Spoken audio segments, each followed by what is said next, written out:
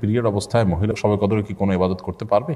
পারলে কিভাবে করবে এবং কি কি আমল করবে? শবে কদরের নামাজ কয় রাকাত এবং কিভাবে পড়তে হবে? সাদের রমজানে কি বিশেষ কোনো ফজিলত আছে? অনেক সময় ফজর আজানের আগেই নামাজ পড়ে ফেলি ঘুমের জন্য, এটি কি নামাজ হবে? কিভাবে আল্লাহর পথে ফিরে আসতে পারি এবং আল্লাহর পথে নিজেকে ধরে রাখতে পারি? ঈদের সালাত জামাতে পড়বো নাকি তাহাজ্জুদের সালাতের সাথে পড়বো, কোনটা উত্তম? রমজানের শেষ দশকের গুরুত্বপূর্ণ দিনগুলো অতিবাহিত হচ্ছে, এই দিনগুলোতে আমাদের কি করা উচিত? আরিফুর রহমান লিখেছেন, সাদের রমজানে কি বিশেষ কোনো ফজিলত আছে? ২৭ রমাদানকে আমাদের দেশে মানুষ শবে কদর বলে, সেজন্য এটাকে এত গুরুত্বের সাথে আমাদের দেশে উদযাপন করা হয়। যদিও নবী করিম সাল্লাল্লাহু আলাইহি ওয়াসাল্লাম লাইলাতুল কদর সম্পর্কে, শবে কদর সম্পর্কে বলেছেন, তাহারু লাইলাতুল কদর ফিল বিত্রি মিনাল আশরিল আওয়াখির মিন রমাদান, রমজানের শেষ দশকের বেজোড় রাতগুলোতে বিশেষভাবে তোমরা লাইলাতুল কদর তালাশ করো। তো তিনি নির্দিষ্ট কোনো রাতের কথা বলে দেননি। সো ২৭ তারিখকেই একমাত্র হলফ করে লাইলাতুল কদর বলাটা এটা আমাদের ভুল। তবে এটা ঠিক, এটা সম্ভাব্য, জোরালো সম্ভাব্য একটা লাইলাতুল কদরের রাত। কারণ হলো নবী সাল্লাল্লাহু আলাইহি ওয়াসাল্লাম রমজানের শেষ দশকের প্রত্যেকটা রাতে ইবাদতবন্দি করার পাশাপাশি বেজোর রাতগুলোতে বিশেষ ইবাদতবন্দি করতেন। আর ২৭তম রজনীকে লাইলাতুল কদর হওয়ার সম্ভাবনা বিভিন্ন বর্ণার আলোকে বোঝানো হয়েছে। এই কারণে শুধু লাইলাতুল কদর ২৭তম রজনীকেই লাইলাতুল কদর বা শবে কদর না বলে আমরা সম্ভাব্য এবং জোরালো সম্ভাব্য শবে কদরের রাত বা শবে কদর হিসাবে বলতে পারি আপনার ২৭তম রজনীকে। আমিনা পাটোয়ারি আপনি লিখেছেন, অনেক সময় ফজর আজানের আগেই নামাজ পড়ে ফেলি ঘুমের জন্য, এটি কি নামাজ হবে? বোন আমিনা, ফজরের ওয়াক্ত হওয়ার আগেই যদি আপনি নামাজ পড়ে ফেলেন তাহলে নামাজ হবে না। আজান যদি ওয়াক্ত হওয়ার পরে মুয়াজ্জিন সাহেবরা দেয়, আপনি শিওর হলেন যে হ্যাঁ এতটা এত মিনিটে ওয়াক্ত হয়, আপনি তারপরে নামাজ পড়লেন, তাহলে নামাজ হয়ে যাবে। আর যদি যেই টাইমে নামাজ হওয়ার কথা ঠিক তার আগে নামাজ পড়েন, তাহলে সেক্ষেত্রে সেই নামাজ আপনাকে পুনরায় পড়তে হবে। কারণ আল্লাহ সুবহানাহু ওয়া তাআলা কোরআন কারীমে বলেছেন, ইন্না সলাতা কানাত আলাল মুমিনিনা কিতাবাম মাওকুতা, নিশ্চয়ই সালাত ইমানদারদের জন্য নির্দিষ্ট সময়ে পড়াটাকে অপরিহার্য করা হয়েছে। সো সেই কাজটি আমাদের করতে হবে। এমডি এমন হোসাইন আপনি লিখেছেন, কিভাবে আল্লাহর পথে ফিরে আসতে পারি এবং আল্লাহর পথে নিজেকে ধরে রাখতে পারি? দেখুন, আল্লাহর দিকে ফিরে আসার জন্য দরকার হলো ঐকান্তিক প্রচেষ্টা, সিরিয়াসনেস, দিলের গভীর থেকে মানুষের সদিচ্ছা।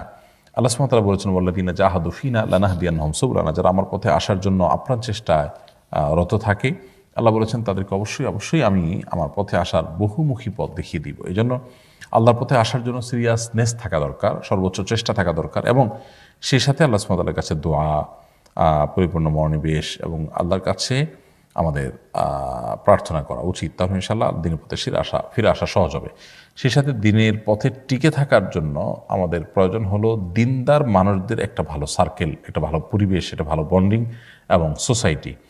এটা যদি আমরা মেনটেন করতে পারি তাহলে দিনের উপর টিকে থাকার তুলনামূলক সহজ হয়। সেই সাথে আল্লাহ তাআলার কাছে আমরা দোয়া করবো, আল্লাহুম্মা ইয়া মুকাল্লিবাল কুলুব, হে অন্তর পরিবর্তনকারী, সাব্বিত কলবি আলা দীনিকা ওয়া তাআতিকা, আপনার দ্বীনের উপর, আপনার আনুগত্যের উপর আমার অন্তরকে আপনি স্থির করে দিন, টিকিয়ে দিন, আমি যেন এটার উপর টিকে থাকতে পারি। সেজন্য আল্লাহ তার কাছে দোয়া করব। কোরআনের একটা আয়াত আছে, আমরা সেটা দোয়া করতে পারি, রব্বানা লা তুযিগ কুলুবানা বা'দা ইয হাদাইতানা ওয়া হাব লানা মিন লাদুনকা রাহমা ইন্নাকা আনতাল ওয়াহ্হাব। এই দোয়াগুলো আল্লাহ সুবহানাহু ওয়া তাআলার কাছে আমরা নিবেদন করতে থাকবো ইনশাআল্লাহ, দিনের উপর টিকে থাকার প্রয়োজনে। আল্লাহ আমাদেরকে তৌফিক দান করুন। আব্দুল আহাদ আপনি লিখেছেন, বিতরের সালাত জামাতে পড়বো নাকি তাহাজ্জুদের সালাতের সাথে পড়বো, কোনটা উত্তম? রমজান মাসে বিতরের সালাত জামাতের সাথে পড়াই উত্তম। বিতরের সালাত জামাতের সাথে পড়ে ফেললে ভোর রাতে আপনি চাইলে আবার তাহাজ্জুদও পড়তে পারবেন না তা না। তবে সাধারণ অবস্থাতেই নবী সাল্লাল্লাহু আলাইহি ওয়াসাল্লামের নির্দেশনা হলো, এই যে আলু আখিরা সালাতিকুম বিল্লাইল, ভিতরে তোমাদের রাতের শেষ নামাজ যেন ভিতির হয়। তো এই রাতের শেষ নামাজটা যেন ভিতির হয়, এটা সাধারণ বিধায় সবসময় এটা চেষ্টা করা উচিত। কিন্তু রমজান মাসে যেহেতু সুন্নাহ হলো, সাহাবা ইকরাম এবং খোলাফায়ে রাশিদিন সুন্নাহ হলো তারাবির সাথে ভিতির পড়া, অতএব আমরা সেটাই করব।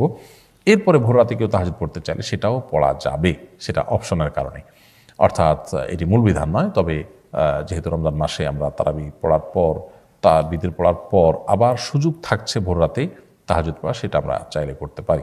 এরপরে প্রশ্ন হলো, রমজানের শেষ দশকের গুরুত্বপূর্ণ দিনগুলো অতিবাহিত হচ্ছে, এই দিনগুলোতে আমাদের কি করা উচিত? রমজানের শেষ দশকের ৫টি দিন অতিবাহিত হচ্ছে, আর সামান্য কয়েকটা দিন বাকি আছে।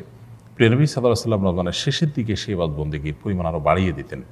বিশেষ করে রমজানের শেষ দশকের প্রত্যেকটা দিন এবং প্রত্যেকটা রাত তার কাছে খুবই গুরুত্বপূর্ণ ছিল। কানা ইয়াজতাহিদু ফীহি মা লা ইয়াজতাহিদু ফী গায়রি, তিনি এই দশকে ইবাদত-বন্দেগীর জন্য যত বেশি চেষ্টা এবং সাধনা করতেন, অন্য কোনো সময় ইবাদত-বন্দেগীর জন্য এত সাধনা, এত চেষ্টা, এত পরিশ্রম তিনি করতেন না।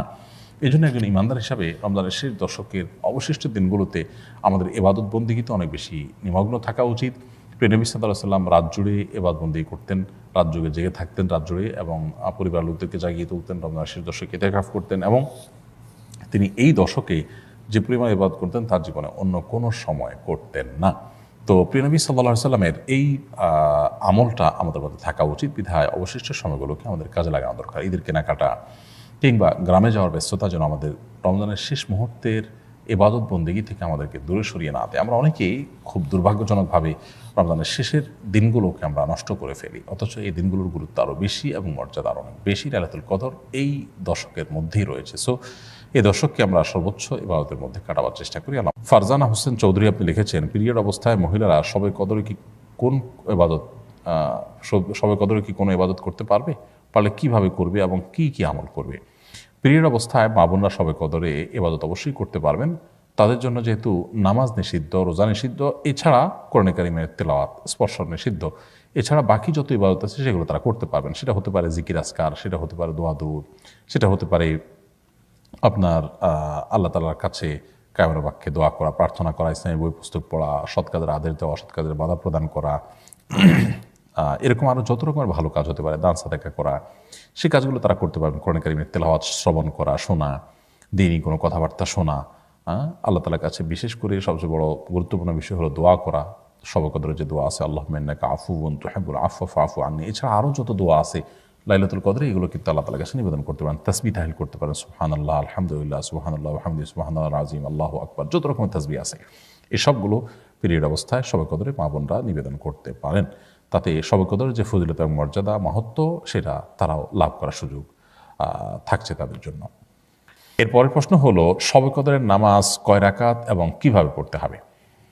দেখুন, লাইলাতুল কদর যেটাকে আমরা শবে কদর বলছি, এই কদরের নামাজ আমরা দুই রাকাত করে পড়বো। অর্থাৎ কদর রাতে আমরা যে ইবাদতবন্দি করবো এর ভিতরে প্রধান ইবাদত তো নামাজ, তো সেই নামাজটা দুই রাকাত করে পড়বো। হতে পারে সেটা আপনার যে কোনো ছোটো ছোটো সূরা দিয়ে কিংবা বড় কোনো সূরা দিয়ে, আপনার যদি বড় সূরা মুখস্থ থাকে তো বড় সূরা দিয়ে করলেন, ছোটো সূরা দিয়ে মুখস্থ হলে একটা সূরা কয়েকবার করে পড়লেন। তবে লক্ষ্য রাখতে হবে এই নামাজগুলো যেন অনেক লম্বা সময় ধরে হয়, ধীরস্থিরতার সাথে হয়। রুকু হবে অনেক দীর্ঘ, রুকু থেকে সুন্দর করে সোজা হয়ে উঠে টান হয়ে দাঁড়িয়ে অপেক্ষা করবেন একটু, এরপর আস্তে আস্তে আপনি সেজদা যাবেন। সেজদা যত বেশি সময় ব্যয় করতে পারেন তত ভালো। অর্থাৎ নামাজের কোয়ালিটিটাকে সুন্দর করার চেষ্টা করা দরকার, কোয়ান্টিটি এটার চাইতে। আমরা অনেকে এই জাতীয় সময়গুলোতে লাইলাতুল কদরে বা এই জাতীয় শবে বরাতে দেখা যায় যে আমরা হিউজ পরিমাণ নামাজ পড়ি, অথচ হুলস্থুল করে তাড়াহুড়ো করে। তো এটার কোনো গুরুত্ব নেই, বরং গুরুত্ব হলো সুন্দরভাবে সালাত আদায় করা। সো লাইলাতুল কদরের নামাজের নিয়ম হলো দুই রাকাত করে পড়বেন। সলাতুল লাইলি ওয়ান নাহারি মাসনা মাসনা, নবী সাল্লাল্লাহু আলাইহি ওয়াসাল্লাম বলেছেন রাত এবং দিনের নামাজ দুই রাকাত করে পড়বেন। এই দুই রাকাত নামাজ যত সময় নিয়ে পড়তে পারেন ততই ভালো। 4 রাকাত পড়তে পারেন, 6 রাকাত পড়তে পারেন, 8 রাকাত পড়তে পারেন, যত রাকাত সংখ্যক আপনি পড়বেন, কিন্তু কোয়ালিটি যেন সে ঠিক থাকে, আস্তে যেন পড়েন, সেটা খেয়াল রাখবেন। এ হলো লাইলাতুল কদর নামাজের নিয়ম। এখানে বিশেষ কোনো সূরা ঠিক করা নেই যে প্রথম রাকাতে অমুক সূরা এতবার, দ্বিতীয় সূরাতে অমুক সূরা ততবার। যে কোনো সূরা আপনি সূরা ফাতিহার পর মিলাতে পারবেন। অন্য 10টা নামাজের মতোই এখানে সব কিছুই ওপেন। সো লাইলাতুল কদরে আমরা বেশি বেশি নামাজ পড়বো, এবং নামাজের রাকাত সংখ্যা ফিক্স নেই যে এত রাকাতই পড়তে হবে। আপনার যতটুকু তৌফিকুল আছে ততটুকু পড়বেন। তবে দুই রাকাত করে যে পড়বো আমরা, সেখানে বিশেষ কোনো পদ্ধতি, সূরা ইত্যাদি ফিক্সড নেই, সাধারণ নিয়ম আমরা পড়বো ইনশাআল্লাহ তাআলা। অতএব শবে কদরের নামাজের নিয়মটা আমরা জানলাম, এবং কত রাকাত পড়বো, রাকাত সংখ্যা ফিক্স নেই যে এত রাকাত পড়তে হবে, এর বেশি পড়া যাবে না বা এর কম পড়া যাবে না, এরকম কোনো কিছু নেই।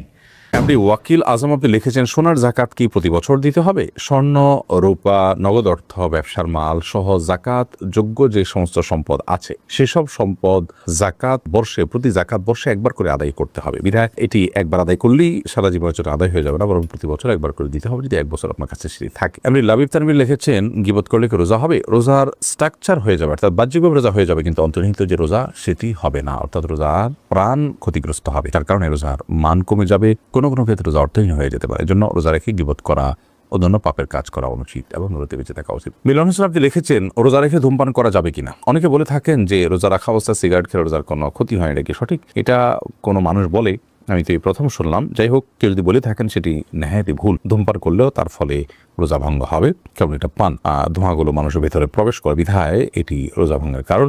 রোজা অবস্থায় ধূমপান করা জায়েজ নয়, যদিও রোজা রাখা অবস্থার বাইরেও ধূমপান করা জায়েজ নয়। রোজা অবস্থায় ধূমপান করলে সেটি গুনাহও হবে, আবার রোজা ভঙ্গের কারণ হবে। যদিও সন্ধ্যার পরে কেউ ধূমপান করলে গুনাহ হবে, বাট রোজা ভঙ্গের বিষয়টি সেখানে থাকছে না। এরপর প্রশ্ন করেছেন রূপা খানম, আপনি লিখেছেন মহিলাদেরও কি মিসওয়াক করতে হবে, মহিলাগণও কি মিসওয়াক করলে হাদিস বর্ণিত সওয়াব পাবেন?